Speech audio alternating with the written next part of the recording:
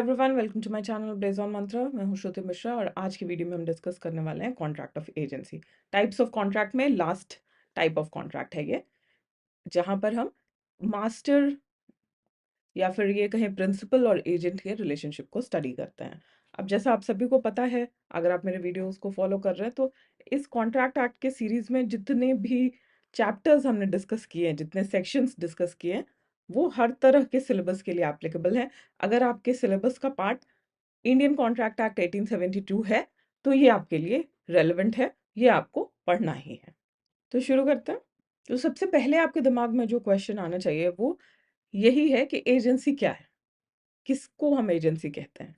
जैसे अभी तक हमने जितने भी टाइप्स ऑफ कॉन्ट्रैक्ट को देखा है, बेलमेंट हो, प्लेज हो, इंडेमनिटी हो, गारंटी हो, ये सब जगह दो तरह के पार्टीज के बीच में एक लीगल रिलेशनशिप फॉर्म होता है, एक लीगल कॉन्ट्रैक्ट फॉर्म होता है, जिसको हम एक डेफिनेट कैटेगरी में डाल रहे हैं। तो उसी तरीके से ये एजेंसी कैसा रिलेशनशिप है और किसके बीच में है। तो सबसे पहले तो ध्यान देने वाली बात ये है कि बाकी तरह के कॉन्ट्रैक्ट्स के जैसे एजेंसी को इंडियन कॉन्ट्रैक्ट एक्ट में डिफाइन नहीं किया गया है। सेक्शन 182 सिर्फ एजेंट और प्रिंसिपल के बारे में बताता है। एजेंट कौन है? जो किसी और पर्सन को रिप्रेजेंट करे या उसके बिहाफ में काम करे। प्रिंसिपल कौन है? जिस पर्सन को रिप्रेजेंट किया जा रहा है बाय द एजेंट। तो एजेंसी एक सिंपल सा रिलेशनशिप है जहां पर एक पर्सन, जिसे हम एजेंट कह रहे हैं, वो दूसरे पर्सन, जिसको हम प्रिंसिपल कहेंगे, उसके बिहाफ में कोई भी बिजनेस ट्रांजैक्ट करता है या कोई काम करता है। तो इस प्रिंसिपल और एजेंट के बीच में जो रिलेशनशिप है, जो कॉन्ट्रैक्ट बन रहा है, उसको हम एजेंसी कह रहे हैं। ओके। आपने बिल्कुल एकदम कॉमन सा एग्जांपल, किसी भी आप शॉप पर जाते हो, क्लॉथ शॉप हो या फिर नॉर्मल ग्रोसरी शॉप हो, आप देखोगे दुकान का जो मालिक होता है वो अलग होता है, ओनर अलग होता है। जो लोग वहां पर सामान दिखाते हैं, सामान बेच रहे हैं, जिनको आप पैसे देकर जाते हो, वो सब कौन होते हैं? वो उस ओनर के एजेंट हैं, जो ओनर के बिहाफ पे बिजनेस को कर रहे हैं, बिजनेस को परफॉर्म कर रहे हैं, बिजनेस में ओनर का रिप्रेजेंटेशन कर रहे हैं। तो यही रिलेशनशिप है एजेंट और प्रिंसिपल का। अब कैसे पता चलता है, कैसे डिटरमाइन करते हैं कि जिस कॉन्ट्रैक्ट की हम बात कर रहे हैं वो एजेंसी है या नहीं? तो सबसे पहले यहाँ पर नेसेसरी है कि जो एजेंसी का कॉन्ट्रैक्ट होगा वो प्रिंसिपल और एजेंट को बाइंड करेगा। कैसे बाइंड करेगा? एजेंट ने जो काम किया उसके लिए बाउंड कौन है? प्रिंसिपल बाउंड है। मतलब काम तो एजेंट कर रहा है, लेकिन रिस्पॉन्सिबिलिटी किसकी आ रही है? प्रिंसिपल की आ रही है। क्यों? क्योंकि प्रिंसिपल ने एजेंट के साथ में कॉन्ट्रैक्ट किया है कि तुम मेरे बिहाफ पर ये काम करो। और इसीलिए यहाँ पर प्रिविटी ऑफ कॉन्ट्रैक्ट भी होता है। प्रिविटी ऑफ कॉन्ट्रैक्ट क्या है? ये जो कॉन्ट्रैक्ट है एजेंसी का, वो सिर्फ प्रिंसिपल और एजेंट के बीच में ही रहता है और कोई थर्ड पार्टी इसमें नहीं आ सकता है। जैसे प्रिविटी ऑफ कॉन्ट्रैक्ट आपने कंसिडरेशन के चैप्टर में जब देखा है, उसी कॉन्सेप्ट की बात हम लोग यहाँ पर भी कर रहे हैं, जहां पर थर्ड पार्टी सू नहीं कर सकता है। एजेंसी के कॉन्ट्रैक्ट पे प्रिंसिपल और एजेंट ही एक दूसरे को सू कर सकते हैं, कोई थर्ड पार्टी वहां पर उसका कोई लेना देना नहीं है। तो जब ये दोनों कंडीशंस फुलफिल हो जाता है, काम जो भी होगा उस एजेंट के द्वारा होगा, लेकिन रिस्पॉन्सिबल प्रिंसिपल होगा और दोनों के बीच में प्रिविटी ऑफ कॉन्ट्रैक्ट होगा, तब हम वहां पर कहते हैं कि एजेंसी का रिलेशनशिप एग्जिस्ट करता है। अब ये एजेंसी का जो रिलेशनशिप है या कॉन्ट्रैक्ट है, ये इस लीगल मैक्सिम पे डिपेंड करता है। Qui facet per alium facet per se. Acting through an agent is equivalent to acting personally. अगर प्रिंसिपल ने किसी को अपॉइंट किया अपने बिहाफ में काम करने के लिए, तो उसको बाय लॉ क्या माना जाता है? उसको लॉ में ये माना जाता है कि काम तो एजेंट कर रहा है फिजिकली, लेकिन रिस्पॉन्सिबिलिटी किसकी है? पूरी की पूरी प्रिंसिपल की है। तो यही रिलेशनशिप एजेंसी है। नेक्स्ट हम डिस्कस करते हैं कि एजेंट्स की क्या अथॉरिटी होती है और उन्हें अपॉइंट कैसे किया जा सकता है।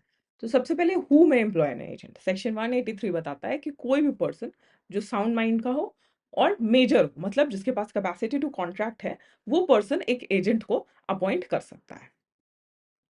माइनर्स और अनसाउंड माइंड के पर्सन एजेंट अपॉइंट नहीं कर सकते, क्योंकि उनके पास कैपेसिटी टू कॉन्ट्रैक्ट नहीं है। अब एजेंट कौन होता है, तो या एजेंट किसको अपॉइंट किया जा सकता है? तो वो वहां पर उस एजेंट के कैपेसिटी टू कॉन्ट्रैक्ट की जरूरत नहीं है। माइनर्स और पर्सन ऑफ अनसाउंड माइंड दोनों एजेंट्स बन सकते हैं, लेकिन स्टिल ऑब्वियसली ये हमेशा प्रैक्टिकल एस्पेक्ट से ये बेटर होगा कि आप ऐसे लोगों को ही एजेंट्स अपॉइंट करें जो आपके काम आ सके, जिनके पास कैपेसिटी टू कॉन्ट्रैक्ट हो। लेकिन लीगली ऐसा कोई बार नहीं है कि एजेंट के पास भी कैपेसिटी टू कॉन्ट्रैक्ट होना चाहिए, लेकिन प्रिंसिपल के पास कैपेसिटी टू कॉन्ट्रैक्ट होना चाहिए। अब यहाँ पे कंसिडरेशन नहीं जरूरी होता है एजेंसी का कॉन्ट्रैक्ट बनाने के लिए। तो कंसिडरेशन चैप्टर में एजेंसी भी जो है वो एक एक्सेप्शन है, जहां पर कॉन्ट्रैक्ट विदाउट कंसिडरेशन वैलिड होता है। तो what is competency to contract, what is consideration, what is privity of contract, what is the exception to consideration, ये सारी चीजें आपको जो पुराने वीडियोस है कॉन्ट्रैक्ट के शुरुआत के पार्ट 2, 3, 4, उसमें ये सारी चीजें आपको मिल जाएंगी। ओके, कैसे एजेंसी क्रिएट होता है एक एग्जांपल देख लेते हैं। P appoints Q a minor. ठीक है, पी ने क्यू को अपॉइंट किया, और क्यू कौन है? क्यू एक माइनर है। किस लिए अपॉइंट किया? कार बेचने के लिए। कितने का कंडीशन रखा? कंडीशन रखा कि कार को 25,000 से कम में नहीं बेचना है। लेकिन क्यू क्या करता है, जो एजेंट है, वो 20,000 से कम में, 20,000 पे एक्चुअली वो कार को बेचता है। अब यहाँ पर पी जो है वो ये नहीं कह सकता है कि मैं अपने कार को 20 पे नहीं बेचना चाहता था और I am not bound by the contract. क्यों? क्योंकि पी ने खुद क्यू को एज एन एजेंट अपॉइंट किया था। तो क्यू जो भी करेगा उसके लिए रिस्पॉन्सिबल कौन है? उसके लिए रिस्पॉन्सिबल पी है। और यहाँ पर अब जो पी है वो क्यू को सू भी नहीं कर सकता है। क्यों? क्योंकि क्यू जो है वो माइनर है, और माइनर के पास कैपेसिटी टू कॉन्ट्रैक्ट नहीं होता है, इसलिए माइनर के साथ क्या हो गया? कोई भी कॉन्ट्रैक्ट वॉइड ab initio होता है। इसीलिए सेक्शन 184 में कहा जा रहा है कि जब भी आप एजेंट अपॉइंट कर रहे हो तो हमेशा कॉशियसली एजेंट को अपॉइंट करना चाहिए, ताकि अगर आपका कोई नुकसान हो तो फ्यूचर में आप उसको रिकवर करने की सिचुएशन में। एजेंसी का कॉन्ट्रैक्ट क्रिएट कैसे होता है, बनता कैसे है, ये बताया गया सेक्शन 186 में।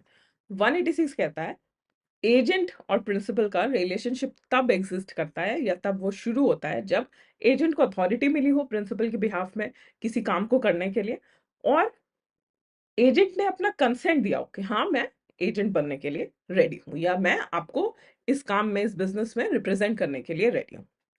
अब ये अथॉरिटी जो है वो एक्सप्रेस या इम्प्लाइड भी हो सकता है, क्योंकि ऑब्वियसली एजेंसी जो है वो कॉन्ट्रैक्ट है, तो कॉन्ट्रैक्ट की तरह ये भी एक्सप्रेस या इम्प्लाइड दोनों फॉर्म में हो सकता है। अब एक्सप्रेस अथॉरिटी कैसे दिया जाता है उसका एक एग्जांपल देखते हैं। A is residing in Delhi and he has house in Kolkata. एक पर्सन दिल्ली में रहता है और उसका एक हाउस कोलकाता में भी है। अब ए अपॉइंट करता है बी को पावर ऑफ अटर्नी देकर कि वो जो कोलकाता में जो हाउस है उसकी देखरेख करेगा। तो ये क्या है? यहाँ पर बी जो है वो ए का एजेंट है बाय एक्सप्रेस अथॉरिटी। क्यों? क्योंकि यहाँ पर एक पावर ऑफ अटर्नी जो कि लीगल अग्रीमेंट है वो बनाया गया है। तो ये एक्सप्रेस अथॉरिटी है। इम्प्लाइड अथॉरिटी कैसे हो सकता है, इसके लिए भी एग्जांपल देखते हैं। A owns a shop in Seelampur living in Kolkata, visiting the shop occasionally. एक पर्सन कोलकाता में रहता है, दूसरे सिटी में एक शॉप खोलता है, और वहां पर कभी कभी जाता है उस शॉप को देखने के लिए। शॉप को चलाता कौन है? शॉप को चलाता है B, and he is in the habit of ordering goods from C in the name of A for the purpose of the shop. Shop को चलाता है बी, तो बी क्या हो गया? ए का एजेंट हो गया। अब बी क्या करता है? हमेशा सी के पास से सामान ऑर्डर करता है उस शॉप पे बेचने के लिए, and of paying for the amount of as fund with as knowledge. पैसे कहाँ से देता है सामान के लिए? ए का जो पैसा है वही देता है, और इसके लिए उसने ए से अथॉरिटी ली हुई है। B has an implied authority from A to order goods from C in the name of A for the purpose of the shop. अब यहाँ पर इनका जो एक्सप्रेस एजेंसी का कॉन्ट्रैक्ट है वो क्या है? ए ने बी को अपॉइंट किया है कि तुम मेरे बिहाफ में जो मेरा शॉप है सेलमपुर में वो चलाओ। अब वो शॉप चलाने के लिए क्या जरूरत पड़ेगी? शॉप में सामान को बेचना होगा। वो सामान कहाँ से आ रहा है? सी के पास से आ रहा है। तो सी के पास से जो सामान ए ले रहा है, सॉरी बी ले रहा है, उसके लिए पैसे वो ए के फंड्स में से ही दे रहा है, और ये बात ए को पता है, लेकिन इस चीज के लिए उनके कॉन्ट्रैक्ट में कुछ लिखा हुआ नहीं है। तो ये क्या है? ये इम्प्लाइड अथॉरिटी है। जब ए ने बी को ये अथॉरिटी दे दिया कि तुम मेरा दुकान चलाओ, तो उसके साथ ये भी इम्प्लाइड है कि दुकान को चलाने के लिए जो जो चीजें करनी पड़ेंगी वो सब करने का authority be as an agent उसके पास है। अब सेक्शन 186 के अकॉर्डिंग देखते हैं कि इम्प्लाइड एजेंसी कैसे कैसे क्रिएट की जा सकती है। Agency by estoppel, principal induces believes in agents authority, representation inducement belief and contract creation. Estoppel जो कॉन्सेप्ट है वो मैं आपको फिर से एक बार बता देती हूँ। इस्टॉपल का मतलब है to be stopped from denying. मतलब एक बार कोई चीज हो गई, कोई फैक्ट एग्जिस्ट करता है, तो उस फैक्ट को कोर्ट में जाकर फिर मना नहीं किया जा सकता है कि नहीं ये एग्जिस्ट नहीं करता है। ठीक है, तो इसके एग्जाम्पल देखते हैं, फिर आपको अच्छे से समझ में आएगा। A consigns goods to be for sale and gives him instruction not to sell below fixed price. A ने कुछ सम गुड्स दिया बी को बेचने के लिए, और इंस्ट्रक्शन भी दिया कि इस प्राइस, एक गिवन प्राइस के से कम पे इसको सेल नहीं करना है। C, being ignorant of B's instructions, enters into a contract with B to buy the goods at a price lower than the reserve price. अब C जो है वो B के साथ कॉन्ट्रैक्ट बनाता है गुड्स खरीदने का, लेकिन इस कॉन्ट्रैक्ट में प्रॉब्लम क्या है? प्राइस जो गुड्स का रखा गया है वो जो A ने जितना लोएस्ट प्राइस बताया था उससे भी कम है, और ये बात C को नहीं पता है, being a buyer. A is bound by the contract.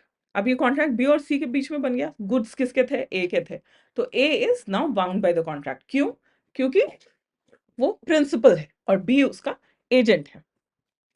अब कोर्ट में जाकर A can not plead that he had given instructions to B not to sell the goods below certain price, and agency by estoppel is consequently deemed between A and B. तो अब court में जाकर ए जो है वो ये नहीं कह सकता है, या वो सी को सू नहीं कर सकता है ये कहते हुए कि मैं अपने गुड्स को इतने कम वैल्यू पे नहीं बेचना चाहता था, मैंने अपने एजेंट को भी इंस्ट्रक्शन दिया था कि इससे लोएस्ट प्राइस पे नहीं, इस प्राइस से कम पे नहीं बेचना है, और फिर भी उसने कॉन्ट्रैक्ट किया। तो जब प्रिंसिपल को लॉ स्टॉप करता है कि यू कैन नॉट डिनाई, एक बार तुमने जो अथॉरिटी बी को दे दिया गुड्स को सेल करने का, तुम बाद में उसको डिनाई नहीं कर सकते हो, बाद में उसको मना नहीं कर सकते हो कि नहीं मैं इस कॉन्ट्रैक्ट को पूरा नहीं करूंगा। बी ने कॉन्ट्रैक्ट बनाया ए के बिहाफ पे, तो ए को उस कॉन्ट्रैक्ट को पूरा करना पड़ेगा। एजेंसी बाय नेसेसिटी, कोई एक्स्ट्रा ऑर्डिनरी इमरजेंसी सिचुएशन हो गया, तब कैसे इमरजेंसी सिचुएशन में एजेंसी क्रिएट हो जाता है? इम्प्लाइड वे में। Raja has a large firm on which Shyam is caretaker. एक लार्ज फार्म पे श्याम केयर टेकर है, मतलब श्याम एजेंट हो गया, राजा प्रिंसिपल हो गया। अब Raja is in Canada, there is huge fire on the farm, Raja present नहीं है फार्म पे कौन है? श्याम है।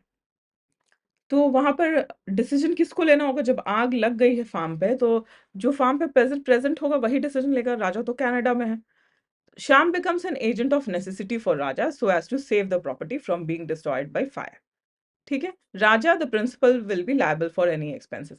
अब श्याम को जो भी खर्च आएगा उस फायर से प्रॉपर्टी को बचाने में, फार्म को बचाने में, उसके लिए रिस्पॉन्सिबल कौन होगा? राजा रिस्पॉन्सिबल होगा। क्यों? क्योंकि यहाँ पर एक इम्प्लाइड एजेंसी क्रिएट हो गया है इमरजेंसी सिचुएशन के लिए, जहां पर राजा खुद अपने फार्म को नहीं बचा सकता है क्योंकि वो वहां प्रेजेंट नहीं है, श्याम वहां प्रेजेंट है, तो वो उस सिचुएशन में फार्म को बचा सकता है। इसलिए यहाँ पर एजेंसी बाय नेसेसिटी क्रिएट हो गया, पहले से कोई कॉन्ट्रैक्ट नहीं है, लेकिन नेसेसिटी इमरजेंसी सिचुएशन होने की वजह से श्याम जो है वो राजा के एजेंट की तरह एक्ट कर रहा है।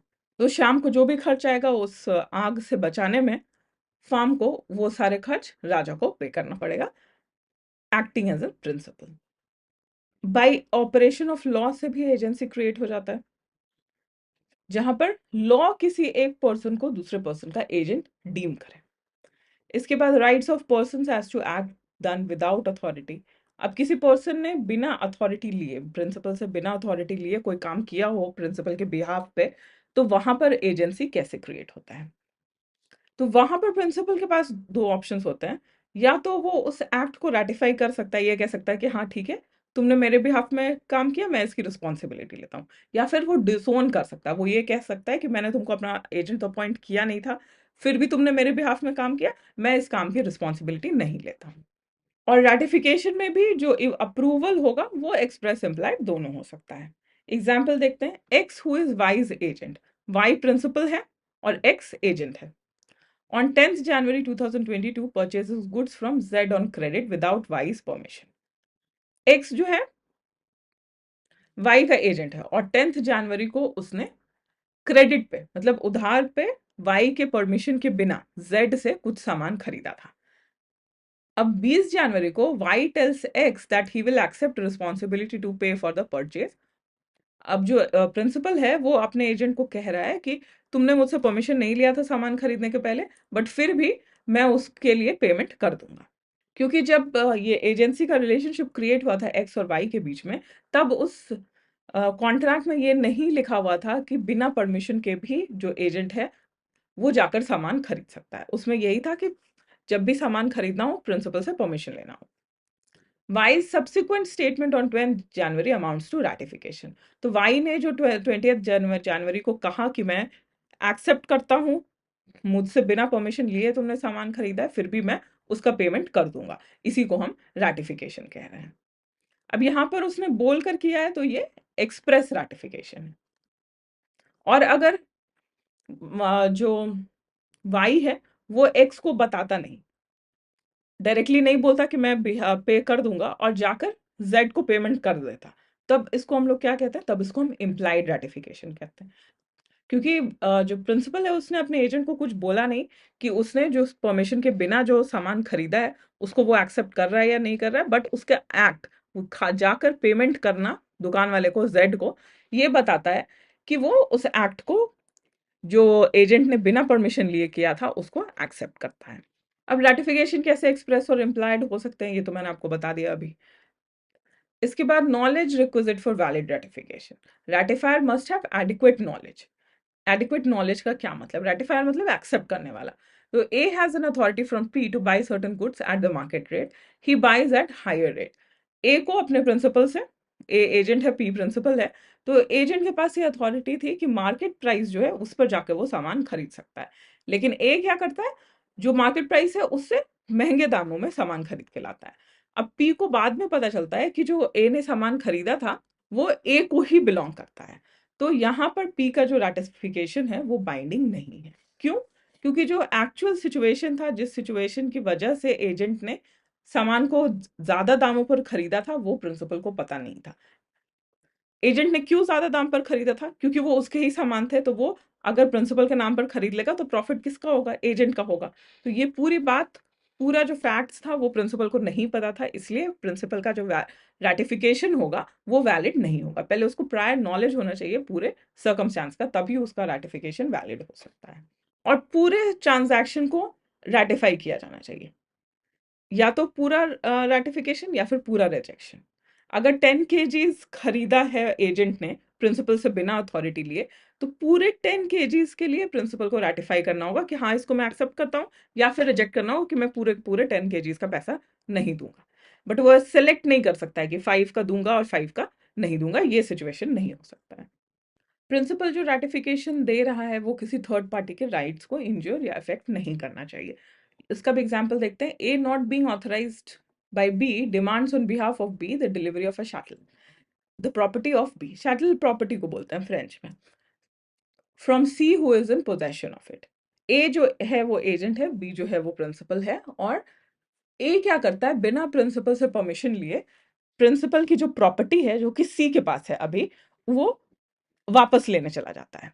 अभी this demand can not be ratified by B. अब इसको बाद में प्रिंसिपल जो बी है वो रेटिफाई नहीं कर सकता, अप्रूव नहीं कर सकता है। क्यों? क्योंकि जो सी है उसके राइट्स अफेक्ट हो रहे हैं। जब ए प्रॉपर्टी वापस मांगने जा रहा है तो सी के राइट्स अफेक्ट हो रहे हैं, क्योंकि सी के पास पोजेशन है। मतलब ये सिचुएशन कुछ ऐसा है कि एक पर्सन है ए, वो बी के बिहाफ में काम करता है, प्रॉपर्टी है बी की। अब बी का जो प्रॉपर्टी है वो उसने सी को रेंट पे दिया हुआ है, सी उसमें रहता है। अब ए जानबूझकर बी से बिना पूछे सी से जाके बोलता है कि तुम ये प्रॉपर्टी खाली कर दो, मुझे ये प्रॉपर्टी वापस चाहिए, और सी रिफ्यूज कर देता है, देने से मना कर देता है, क्योंकि उसके पास अपना रेंट अग्रीमेंट है। तो यहाँ पर जो प्रिंसिपल है वो ए का जो एक्ट था प्रॉपर्टी को वापस मांगने का, उसको रेटिफाई नहीं कर सकता है। क्यों? क्योंकि यहाँ पर सी जो है उसका राइट्स है उस पे, जो उसने रेंट लिया है, रेंट अग्रीमेंट जो उसने बनाया है, उसके अंदर सी के पास राइट्स है उस प्रॉपर्टी पे रहने का, वो इफेक्ट होगा। वो उसका प्रॉपर्टी, उसका जो प्रॉपर्टी पे रहने का राइट्स है, पोजेशन का जो राइट्स है, वो इंजोर होगा अगर बी ए के एक्ट को रेटिफाई करेगा तो। अब रैटिफिकेशन जो है वो रीजनेबल टाइम पूरा अप्रूव हो जाना चाहिए। मतलब प्रिंसिपल जब रैटिफाई करना चाहता है तो विद इन रीजनेबल टाइम करना चाहिए। ऐसा नहीं कि एक्ट जो है वो 10 साल पहले हुआ था और रैटिफिकेशन जो है वो और 20 साल के बाद आ रहा है, ऐसा नहीं होना चाहिए। रैटिफिकेशन जो है वो पार्टीज को कम्युनिकेट होना चाहिए, या एक्सप्रेसली या इम्प्लाइडली। और जिस एक्ट को रैटिफाई किया जा रहा है, एजेंट के जिस एक्ट को प्रिंसिपल रैटिफाई कर रहा है, वो एक्ट लीगल होना चाहिए। इलीगल या वॉइड एक्ट्स को रैटिफाई नहीं किया जा सकता है। अब देखते हैं एजेंट की अथॉरिटी के विदिन क्या क्या आता है। तो सेक्शन 188 के हिसाब से नॉर्मल सर्कमस्टांसेस में, जब कोई इमरजेंसी सिचुएशन ना हो, बिल्कुल नॉर्मल सर्कमस्टांसेस हो, उस टाइम पे एजेंट के पास क्या क्या अथॉरिटी है। तो सबसे पहले तो उसके पास अथॉरिटी है उस बिजनेस को कंडक्ट करने का, या जिस भी काम के लिए उसको अपॉइंट किया गया है एज एन एजेंट, उस काम को पूरा करने का। और उस काम को पूरे करने के लिए बीच में जो नेसेसरी डिसीजन लेना पड़े, लॉफुल डिसीजन, ठीक है, लॉफुल एक्शंस, लॉफुल डिसीजंस लेना पड़े, वो सारी चीजें एजेंट कर सकता है। जैसे अगर A is employed by B, A agent है, बी प्रिंसिपल है, लंदन में रहता है, लेकिन उसका जो प्रॉपर्टी है मुंबई में, उसको रिकवर करने का। A may adopt any legal process necessary for the purpose of recovering the debt and may give a valid discharge for the same. ठीक है, तो प्रॉपर्टी से डेट कैसे रिकवर करना है, उसके लिए जो जो काम करना पड़ेगा ए को, लीगली, लीगल प्रोसेस जो है डेट रिकवर करने का, वो सारी चीजें ए कर सकता है बी के बिहाफ पे। ये नॉर्मल सर्कमस्टांसेस में ये सारी चीजें एजेंट की अथॉरिटी के विदिन आती है। उसको हर चीज के लिए प्रिंसिपल से परमिशन लेने की जरूरत नहीं है। इमरजेंसी सिचुएशन में क्या एजेंट का अथॉरिटी है सेक्शन 189 में। तो इमरजेंसी सिचुएशन में एजेंट जो ऑथराइज्ड है करने के लिए उस बिजनेस में, अगर कोई इमरजेंसी सिचुएशन आता है, तो वो अपने प्रिंसिपल को प्रोटेक्ट करने के लिए जो एक जरूरी है उस सिचुएशन में डिसीजन लेना, वैसे सारे डिसीजंस ले सकता है। वहां पर उसको, अगर वो उसके स्कोप के विदिन नहीं है, उसके कॉन्ट्रैक्ट में वो सारी चीजें नहीं भी लिखी गई हैं या उसको मना भी किया गया है, तब भी वो, अगर प्रिंसिपल के लिए जरूरी है वो स्टेप लेना इमरजेंसी सिचुएशन में, तो एजेंट उसको लेगा। जैसे कि एक एजेंट और प्रिंसिपल के रिलेशनशिप में, लेट्स से उस कॉन्ट्रैक्ट में, एजेंसी के कॉन्ट्रैक्ट में प्रिंसिपल ने मेंशन किया है कि एजेंट जो है वो प्रिंसिपल के बिहाफ पे कोई लीगल एक्शन नहीं ले सकता है। ओके, कोर्ट में जाना, कोई केस फाइल करना, ये सारी चीजें एजेंट प्रिंसिपल के बिहाफ पे नहीं कर सकता है। अगर करता है तो प्रिंसिपल उसको रेटिफाई नहीं करेगा, उसके लिए वो बाउंड नहीं होगा। अब एक इमरजेंसी सिचुएशन होता है, दुकान में चोरी हो जाती है और वहां पर जो प्रिंसिपल है he is out of the country, उससे कांटेक्ट होना भी पॉसिबल नहीं हो रहा है। तो वैसे सिचुएशन में एजेंट की अथॉरिटी क्या हो जाएगी इन इमरजेंसी, कि वो जाकर पुलिस को कंप्लेंट करेगा, एफआईआर रजिस्टर करेगा, ये सारी चीजें वो इमरजेंसी सिचुएशन में कर सकता है। क्यों? कॉन्ट्रैक्ट में तो लिखा हुआ था कि वो नहीं कर सकता है, लेकिन सेक्शन 89 इसी का परमिशन एजेंट को देता है कि इमरजेंसी सिचुएशन में अपने प्रिंसिपल को बचाने के लिए, प्रोटेक्ट करने के लिए जो भी जरूरी हो करना, वो एजेंट कर सकता है। लेकिन एजेंट्स, कोई इमरजेंसी सिचुएशन नहीं होता केस फाइल करने के लिए, एफआईआर रजिस्टर करने के लिए प्रिंसिपल का परमिशन लेने का वेट किया जा सकता है, तब एजेंट के पास वो काम करने की अथॉरिटी नहीं होती, अकॉर्डिंग टू सेक्शन 188। अब किस किस सिचुएशन में इमरजेंसी जो अथॉरिटी है एजेंट का, वो अप्लाई होता है। तो जब एजेंट कम्युनिकेट ना कर पाए प्रिंसिपल के साथ में, जैसे मैंने आपको अभी एग्जांपल में बताया, जब प्रॉम्प्ट एक्शन लेने की जरूरत हो, प्रिंसिपल से डिस्कस करने का, परमिशन लेने का टाइम ना हो, एजेंट जो है वो प्रिंसिपल के गुड फेथ में, प्रिंसिपल को प्रोटेक्ट करने के लिए, प्रिंसिपल के अच्छे के लिए काम कर रहा हो, agent adopts the most reasonable and practicable course. उस सिचुएशन में सबसे रीजनेबल और प्रैक्टिकल एक्शन अगर वही है इमरजेंसी के सिचुएशन में, तो एजेंट कर सकता है।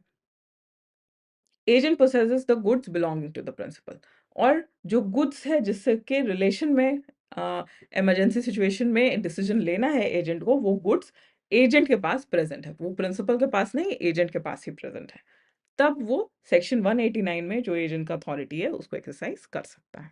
अब हम एक कॉन्सेप्ट की बात करते हैं जो सेक्शन 190 से 193 के बीच में डिस्कस किया गया है, ये है सब एजेंट्स।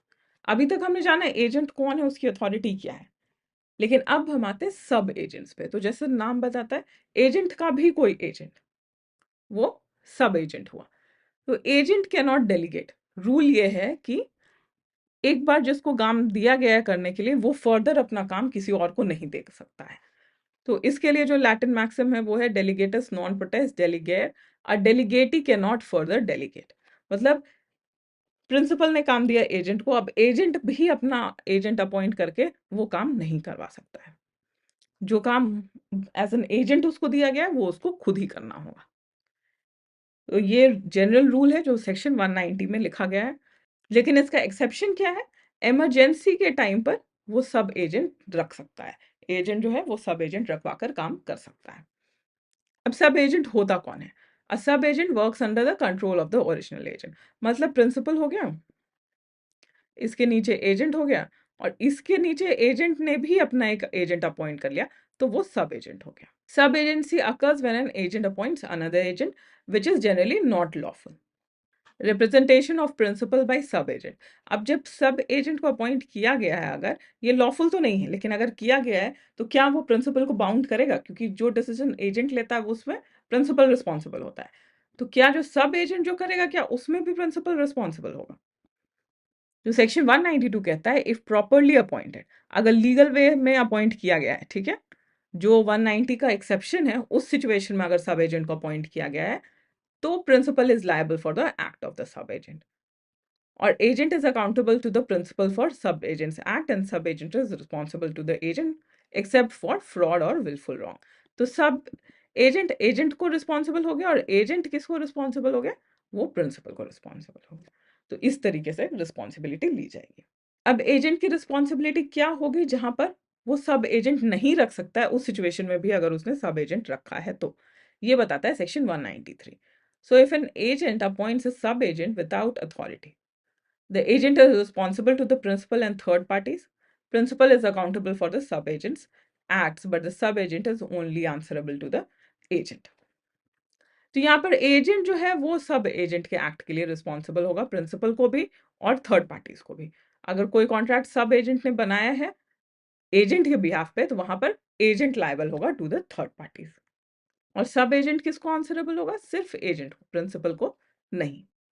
तो दो सिनारियोज है, एक जब सब एजेंट वैलिडली अपॉइंट किया जा सकता है तब क्या होगा, वो 192 बताता है। जब सब एजेंट को इलीगली अनऑथराइज वे में अपॉइंट किया गया तब क्या होता है, वो 193 बताता है। अब एक और कॉन्सेप्ट आता है 194 195 में, सब्स्टिट्यूटेड एजेंट का।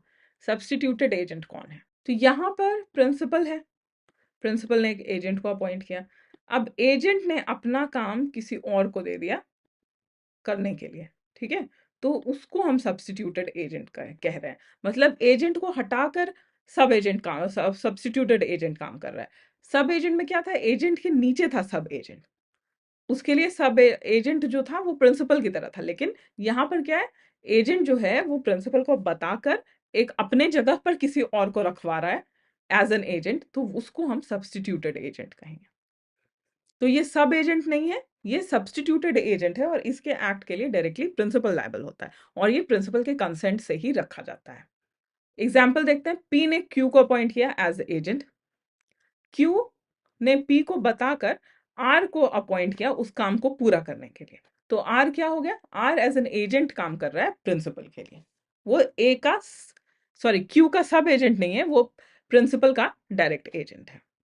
एक बुक का भी एग्जाम्पल देखते हैं। A directs B his solicitor to sell his estate by auction. A ने अपने सॉलिसिटर बी को कहा कि मेरा जो एस्टेट है, प्रॉपर्टी है, उसको ऑक्शन से बेच दो, मतलब उसकी नीलामी कर दो। And to employ an auctioneer for the purpose. ठीक है, अब सॉलिसिटर बीइंग एन एडवोकेट या लॉयर, वो खुद नहीं ऑक्शन कंडक्ट करेगा। ऑक्शन कौन कंडक्ट करता है? ऑक्शनियर कंडक्ट करता है। तो ऑक्शनियर को अपॉइंट किया जाएगा। तो ऑक्शनियर कौन बना? सी बना।